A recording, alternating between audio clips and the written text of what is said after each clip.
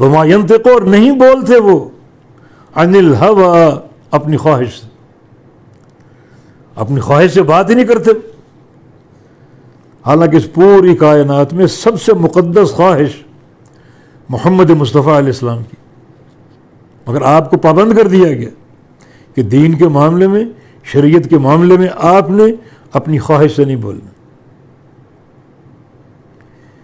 تاکہ یہ دین خالص رہے. الا للہ الدین الخالص، اللہ تعالیٰ کا دین خالص رہے.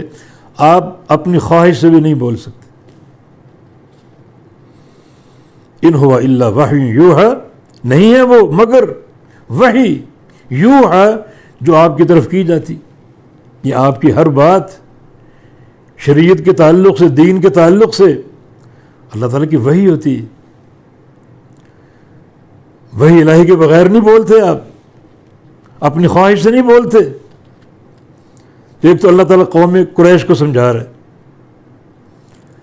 کہ تمہارا صاحب جو ہے 40 سال کی مصاحبت تم نے اختیار کی، ہمیشہ اس کی تعریف کی، اور اب تمہیں یہ کیڑے نظر آ رہے ہیں. سن لو، نہ وہ گمراہ ہیں قصدن نہ نسیانن، حق تعالیٰ کی نگرانی میں ہے وہ. اللہ تعالیٰ آپ کی عصمت کے فیصلے فرماتا ہے اور دعوے فرماتا ہے. معصوم ہیں آپ دین کے معاملے میں اور شریعت کے معاملے. کیوں؟ کیونکہ دین اور شریعت کے معاملے میں آپ اپنی طرف سے کبھی نہیں بولتے، جو بولتے ہیں اللہ کی وحی ہوتی. وحی الہی کی 2 قسمیں، وحی جلی اور وحی خفی. وحی جلی کتاب اللہ اور وحی خفی سنت رسول اللہ صلی اللہ علیہ وسلم، دونوں وحی. اللہ تعالیٰ کا فرمان وَأَنزَلَ اللَّهُ عَلَيْكَ الْكِتَابَ وَالْحِكْمَةَ، اللہ نے آپ پر 2 چیزیں اتاری ہیں، قرآن اور حدیث.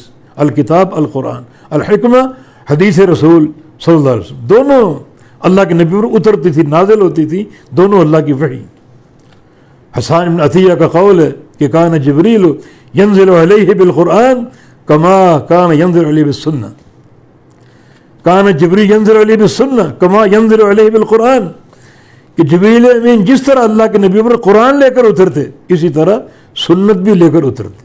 یعنی کان جبریل ینزل علیہ بالسنہ کما کان ینزل علیہ بالقرآن، کہ جبریل امین جیسے نبی علیہ السلام پر قرآن لے کر اترتے ایسے نبی علیہ السلام پر سنت بھی لے کر اترتے.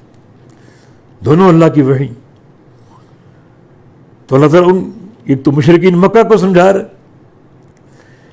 کہ میرے نبی تک گمراہی کیسے پہنچ سکتی. ان کا ہر نطق، ہر گویائی، ہر کلام میری وحی ہوتا ہے، جس میں کوئی غلطی نہیں، کسی نسیان کا امکان نہیں. اور پھر اس فرمان کی حیثیت عمومی رہتی دنیا تک قائم ہے کہ لوگوں سن لو، میرا حبیب بھی جس کی ہر خواہش بڑی مقدس اور محترم ہوگی، اسے بھی اختیار نہیں ہے کہ اس دین کے تعلق سے اپنی خواہش سے بولے.